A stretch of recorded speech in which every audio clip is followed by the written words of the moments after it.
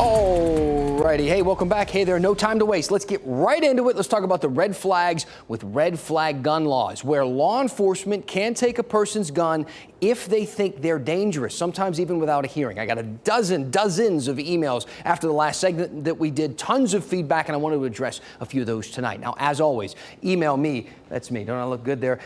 Dan at WRAL.com. You can also find me on Facebook, Instagram, Twitter, or the WRAL YouTube channel, like Carlos did. He said, Dan, first of all, I'm a fan.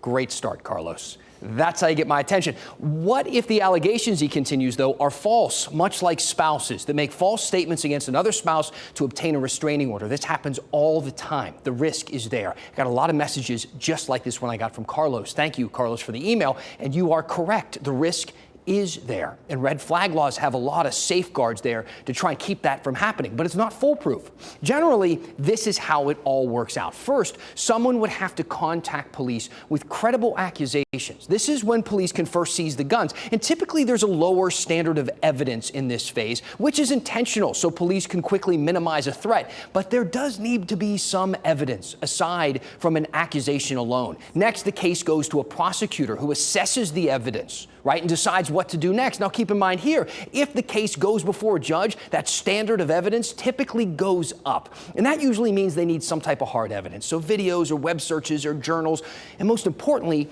they need witnesses. Now, this is where some people say that the shooter in Highland Park in Illinois who opened fire on that 4th of July parade fell through the cracks. You see, Illinois red flag laws didn't stop him, even though in 2019, police confiscated knives from his house after he threatened to kill himself and others. Police had the power to do more, but they needed support.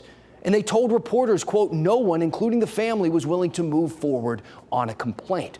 So when he went to buy that gun that he used in the shooting, there were no red flags in the system. For law enforcement, for the law to intervene in a purchase like that using a red flag order, it has to go to a judge first. And even then, the accused person gets a chance to defend themselves, which brings me to another point that I heard a lot, that a lot of you emailed me about.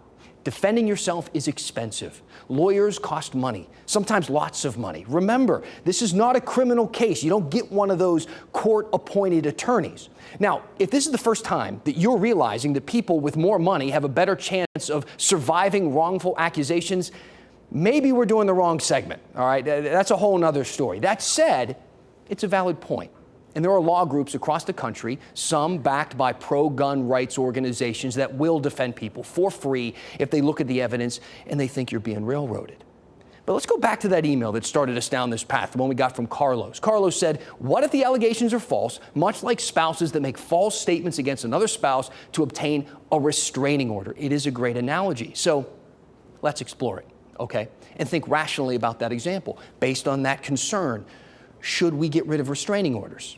Because sometimes people make false claims, or should we keep that protection in place and work to minimize the misuse? I've said it a ton of different times, and I'll say it again. There is no such thing as magic legislation. We need to stop looking for it. This headline from CBS might be my favorite. Red flag laws work, but only if they're used correctly. Yeah, like pretty much everything else. One time I put wine in the freezer to chill it quickly and forgot and ruined it. My wife didn't say, let's get rid of the fridge. They don't work. I didn't need to read an article from CBS that said refrigerators work, but only if you use them correctly. When we're talking about legislating our rights, you're going to get the pros, you're going to get the cons. I wish it were easier, but it's not, which is why we have to have these discussions, why we go in depth on these. I have more emails to go through, more great questions from all of you at home that you have sent in. Thank you to everybody who writes me every time we do one of these. If you want these segments to continue, please keep those emails coming. You can email me at dan@WRAL.com. You can look me up on Facebook, Instagram. You can find me on Twitter. You can send me a letter. Use one of those hawks that carries a little note on their foot. I have a desk phone. As long as you have something to say, I'm here to listen and give you a voice. Dan@WRAL.com.